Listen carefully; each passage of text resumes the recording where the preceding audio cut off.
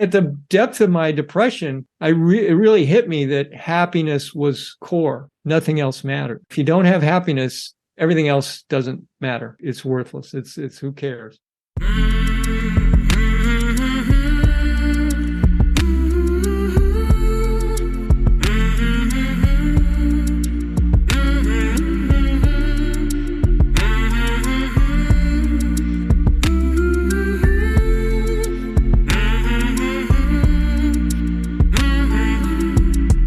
Hey there, my name is Sean, and this is Suicide Noted. On this podcast, I talk with suicide attempt survivors so that we can hear their stories.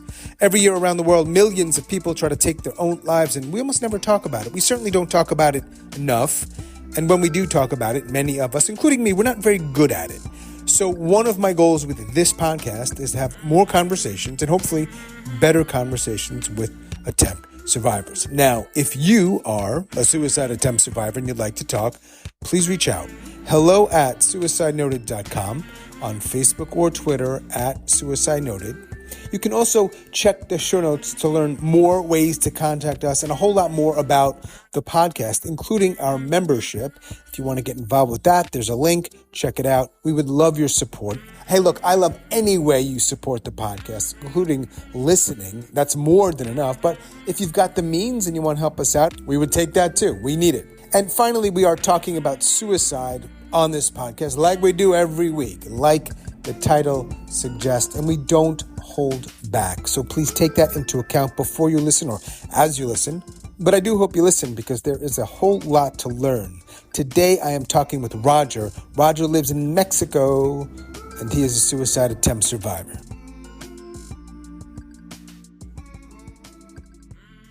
Hey, Roger. So where exactly do you reside? I am in the Yucatan, Mexico. What part? A little bit west of Merida. And where are you? You're on the East Coast? Where? I'm in Chapel Hill, North Carolina. Oh, okay. That's cool. It's all right. I'm looking for my exit strategy, but it's financial constraints, but blah, blah, blah. Mexico, man. Big part of the reason why I'm down here. It's affordable. And everything's available. It's lots of gringos down here too. So, you won't lose the social, if you, I don't know if you know Spanish very well. Mine's, functional. So yeah, mine's decent. Not great. I mean, we could do it in Spanish if you wanted to, this conversation, but I heard about it. I realize now I heard about it on The Moth. I don't remember what the context was, but they mentioned your podcast. And I thought, oh, cool. This is something that I'm familiar with. You listened to the Moth Radio Hour and it came up, so you wanted to share it. Now, when you saw that it was called Suicide Noted, what did you think? I mean, you have either an attempt or a near attempt, if I understand, right? Yeah, near attempt. Yeah, I mean, they described it pretty well. They said it was, I guess must have been your interview. They're saying that, it was about what people's experience were of attempting suicide. That's it. So I went out one day. I decided that this was the end. And I decided the most benign way to do it was to put my head down on the railroad tracks and let a train wheel cut off my head. How old were you then? It was my last year in college, and I took 2 years off. So I was 24, I think. Where were you in the States? I was at Champaign-Urbana, Illinois, home of University of Illinois. I believe that's one of the many schools that didn't let me in.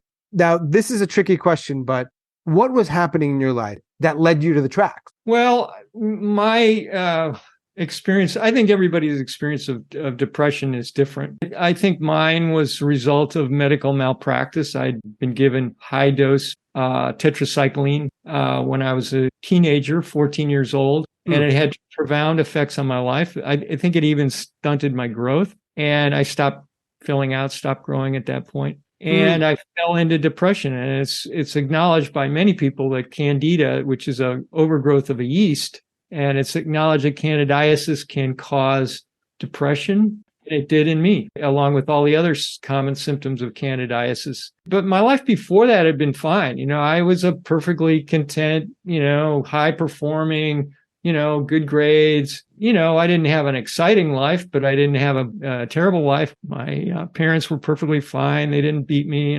We weren't, super close, but we weren't, there was no animosity, no hardship. And then I just sank into depression, and I spent the last couple of years of high school in serious depression. And then I got to college. My first year in college, I played pinball. Obviously I didn't make very good grades. When I got out of college, fortunately, I had a very intelligent brother who turned me on to nutrition. If he hadn't done that, I probably wouldn't be here. I did try the drugs. I was given, I don't know, Pex, whatever the different drugs were at the time, for about 6 months. And I decided, oh, this is horrible. This isn't working. So I went back to my brother. He turned me on. I had really bad night vision, like in high school. It was horrible. I could hardly drive. And he said, well, why don't you try vitamin A? And I go, vitamin A? What the hell is that? How can that help?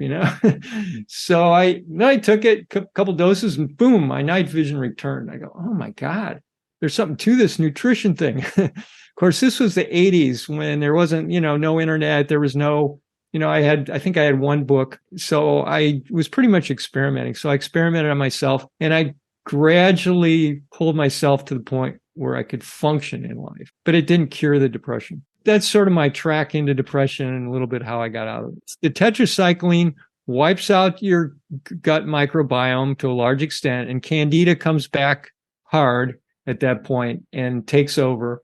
And that's what led to the candidiasis, which led to the severe depression. And then I, realized that I had to work my way out of it with nutrition as well. Yeah. So. I wonder how many people out there were given that drug at some point and didn't have a brother who helped them out understanding, and they're just gone. Yeah, exactly. It's just, as I've said before, conventional medicine, I think they play with fire all the time, and they have no clue of what the long-term effects are of many of their therapeutics, many of their drugs, even simple vaccines. I think the vaccine, I was given, normally people my age had about 6 vaccines their whole life.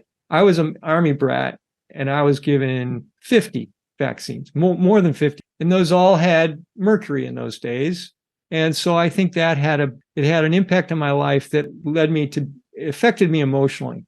Sure. And I think that's why I think the candidiasis had a particularly strong effect on me that might not have had on other people. Was it impulsive, the railroad tracks, or were you leading up to that, thinking about it in some way? No, I was thinking about it from the early teens. I would think about it, a lot. Yeah. But I never really was going to do it until that one night when I just decided, hey, this is it. So you never told anybody about those feelings, I would imagine. Well, I don't know. I don't remember. I did go to that psychiatrist, who just gave me the drugs, and I must have told him. I don't know. I don't remember who I. If you say the ideating or suicide word or some iteration of that word, people sometimes freak out, even doctors, right? And certainly parents. So I have had 190 something conversations at this point, and I would say 3 people, maybe that was their method. Oh, yeah. Yeah, it's not a common one. I thought I was being very creative. I thought. So how close did it come to actually happening? I just went out to the tracks and I watched this train go by for I don't know how long. And then I just said, maybe not. It's a tough way to go. When you leave there, having to, again, I don't need to keep saying this, but having had these conversations for a while now, I know usually things just don't get magically better because you choose not to end your life. You're still living and you still got all the same shit you're dealing with. So what happens after then?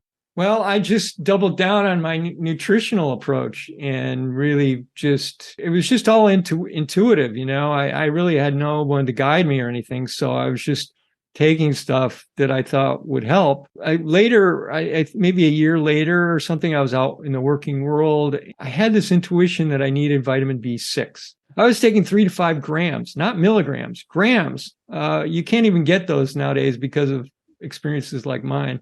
So I started taking that, and I was taking it for like a couple months. And I looked in the mirror one day. I was doing tongue analysis. I looked at my tongue and I go, wow, I look really healthy. My tongue looks healthy. Hey, maybe this is really working. And I said, well, just in case, I better keep taking it. And, I don't want to relapse, blah, blah. So then a couple months later, I overdosed on the B6. And that really screwed up my immune system. Instead of I should have just flushed, water fasted and flushed it out of my system. Instead, I took other vitamins and, basically really screwed up my immune system. But, it's been a learning experience, and it's better than being dead. In the decades since, the years since, did you ever come close to trying again? No, I got functional again, and I didn't really have serious suicidal thoughts. I might have, said once in a while, but basically I pretty much pulled out of it. Then in, when I was 26, then I fell into Vipassana. And then at 28, I took my 5th retreat, and that cured my depression. In an instant, gone. And then I never had it again. How many people in the world know about the train tracks? Well, I put it on my Medium article, so, I don't know, however many people read that article, and I've told other people about it. Yeah, I'm not ashamed of my, past. I did what I did, and I learned from it, and it's been like I said, a really good learning experience. So I've come so far. Yeah, it sounds like it. Vipassana. Tell people what that is, because most people probably don't know. Vipassana is an old word. It's a Pali word. They think it was a coexistent language with Sanskrit. And Vipassana just means to see in a special way. So many people have used that word to describe their particular practice. When I talk about Vipassana, I'm referring to the practice that I learned. It's taught by a lineage of teachers that were taught by Mr. S.N. Goenka. And in his practice, in his teaching of Vipassana, it's all done in the same format. Everybody learns it the same way. You take a 10-day retreat, which is it's quite rigorous. It can be. I slept through my first retreat as much as I could because I was so depressed. I could barely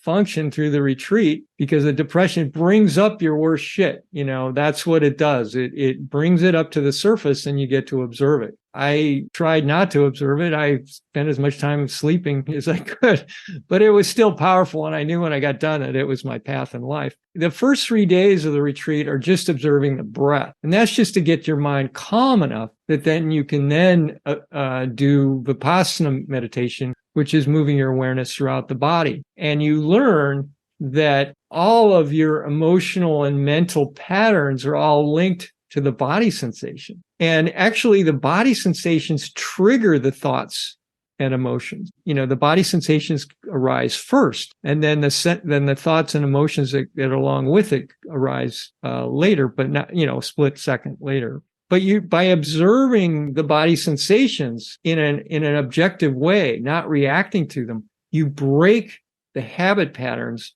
of reaction. From birth, we react. If it's a pleasant sensation, we react, oh, I want more. If it's an unpleasant sensation, we go, oh, leave me alone, stay away, stay away. So we're constantly reacting to these sensations, whether we're aware of it or not. But in the retreat, you learn to make them so that you are aware of them. And by observing them and not reacting. So there's even severe pain, it's just sensation. And you can break your habit pattern of observing that as pain. Mm-hmm. It's just your sensation. And you learn to observe it. Like I had a severe fear of pain. And it took me many retreats to break that fear, staying very still and just observing, not reacting. You break the habit pattern of reaction, which breaks the habit pattern of the emotional reaction and the emotional pain. And so in my first 5 retreats, the depression came up very, very strong. And the sensations that were along with it were heaviness. I just felt this heaviness. Every time I'd sit down to meditate, I'd feel this heavy, heavy, heavy. I felt like if I was sitting on a scale, it'd be 30 pounds heavier than what I was actually weighed. And I felt this heaviness, retreat after retreat after retreat. And then in the 5th retreat, the depression had come up again, and I was really depressed. And I just said, I've had it. I got to get out of here, So I went to talk to the teacher, and I was waiting in line. I thought if I looked up, I'd see that cloud that cartoon characters have over their head. I literally thought that cloud was there. And I said to myself, well, this meditation's been helping me. I've got to give it a try one more time. And I sat there and I brought my awareness into my body, felt the sensations wherever I was observing. And then like that, boom, it was gone. The depression was gone. I was ecstatic, unbelievable. And I never had depression again. Never. It might take years. Like some of my patterns, like anxiety, taken me decades to break through that reaction pattern of anxiety, feeling that tight. There's this tightness in my chest. And it'll even start to come back at times, because I don't think I've gotten to the root of that one. I'm tremendously better, but I haven't gotten to the root of it. That's amazing. Certainly. In as much as you want to share, I know you used the word depression. Like, what else came up, if you can recall? Because I do think that ties into the broader conversation we're having. The severe part of it was the hating myself and wanting to end it all. But there are other aspects to it that also resolved over time, maybe took a little bit longer, like a severe apathy about life. I was bored that I was bored that I was bored. Just everything about my life was boredom. And that lifted finally. I don't know when that lifted, but that lifted with retreats. An inability to look people in the eye. I lost that when the depression came on. The complete lack of self-confidence that lifted. This affects me, and I imagine other people, but it certainly doesn't affect everyone. And that is, when you're starting to heal, you look back on a life that wasn't healed. And you could view that in any number of ways. One being, I'm glad I'm healing. But another one is that, man, now I know what shit could have been like. Does that make any sense? Well, yeah, I guess you're trying to get at, do I feel regrets about the 14 years that I wasted depressed? That regret, that's actually one of the things that Vipassana helped me with too, is, dealing with these feelings of, regret and, so forth. I don't live so much in the past. My failure. I'm living more in the present. That's one of the things that Vipassana does, is it brings you into the present. Yeah. Over and over. You're constantly bringing yourself into the present, leaving behind the past, not obsessing about the future or the past. Every once in a while, I think about, gosh, if I'd had my teens and 20s not depressed, I could have had, relationships. I could have had, made something of my college career, blah, blah, blah. It was a very big learning experience. That's why I got into alternative health and becoming a homeopath, because I learned so much about the human condition that I wouldn't have learned if I hadn't been depressed and gotten through it.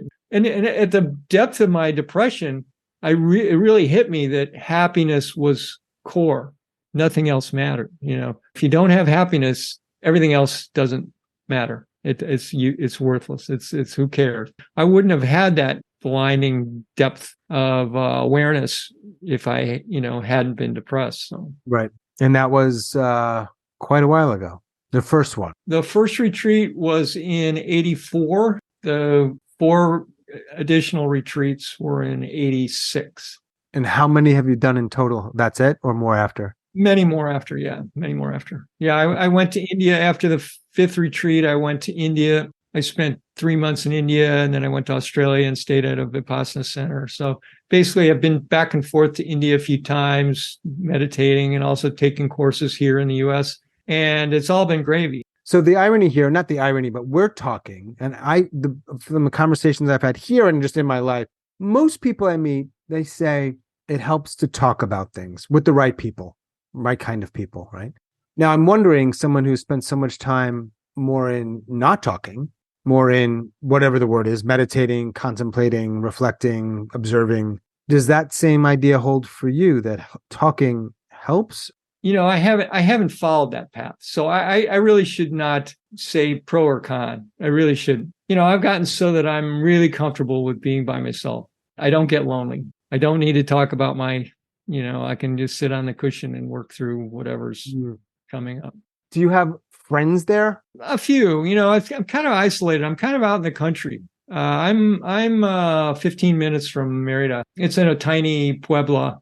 There aren't many gringos here, and I'm comfortable with that. So yeah, but I do know people in the city that I see once in a while, but I wouldn't say I never was a really gregarious person. I was always an introvert even from the beginning. I can be very gregarious. If I get to a party, I'm fine. I enjoy the people I'm with. I have a good time. I've lost my inhibition. That's one of the things that, Vipassana is, I don't need alcohol. I don't need, distractions. I can open up and talk and enjoy myself, but it's not something I seek out or need, or I'm not desperate for a partner right now. I'm single. Doing things in your sizable yard. I saw you got a big yard, so you do stuff there. Yeah, I'm homesteading. I've got the chickens, I've got the gardens, I've got the the trees and, providing me with food. And so, yeah, I've got a lot of work to do here. And do you ever go back to the States? I've sort of lost the travel bug. They've made it so unpleasant traveling now with the TSA and the customs and all that stuff. It really doesn't attract me. Mexico, like every other country in the world, the pharmaceutical industry has them by the balls, and you can't import anything into Mexico that's of any pharmaceutical nature. So I've tried to import a couple things. One is a homeopathy kit, and it got hung up at customs. And I found out to ransom it would cost me $460, about the cost of the item. So I rerouted it to the U.S. and I'm going to, travel to the U.S. and pick it up physically and carry it back. And then I get a chance to see my nephew and his family and everything. So that'll be nice. I'm looking forward to it. I think it'll be great. Zooming out for a moment, a couple of questions I often ask are around myths or misconceptions. So do you have one or two that come to mind that you think are worth dispelling here with me? I think that the people should really consider the basis of conventional medicine. The founding myth of conventional medicine is that their definition of disease. What they'll do is they'll look at 100 people and they say, oh, you all have this 1 or 2 or 3 symptoms. You all have this disease. They go, okay. And then they find some biomarkers for the disease or whatever. And then they give some treatment, some drug or something that ameliorates or eliminates those symptoms. And they say, hey, we're done. We've succeeded. That's a success. Whereas with homeopathy, they look at all the symptoms someone has. So with the conventional paradigm, you can have multiple diseases, and we treat each one as if they're a separate disease, give a drug or whatever for that disease. And if we get rid of those symptoms, hey, great. But then if we have a bunch of symptoms because of all the combination of drugs, then we'll give you another drug for those, and I think that's a myth. The definition of disease as defined by homeopathy is all the symptoms that the person has, mental, emotional, and physical. So all those symptoms together form that individual's case of disease.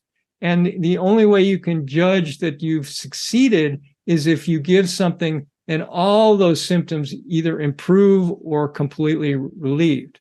That is success. I know my experience with the system is pretty bad. Yeah, mental health, physical health. Every disease has a mental aspect with rare exceptions. And every medicine has effects on mental, emotional, and physical level. The original way we connected is essentially you reached out after hearing such and such, and you heard about the podcast, and there's the big old suicide word right there. Do you think if we scrapped conventional medicine in most cases, not including like the broken arm you referenced or something where we could say it's just a better approach, and we have instead adopted things like homeopathy on a large scale? If we offered that here, I mean, let's just say North America, but it could extend beyond that. I'm wondering if you think more people had an option, or everybody had these options, would the suicide attempt rate, which is actually something I'm more interested in, the actual completion rate, would the attempt rate go down? Would it have that kind of effect where fewer people would try?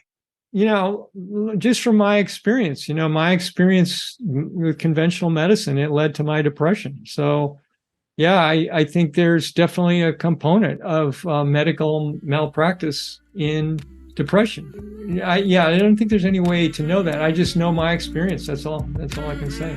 Well, I'm glad we connected and we're talking. And I thank you for you sharing everything you did. Take care. Thanks a lot. Take care. Bye-bye. Bye.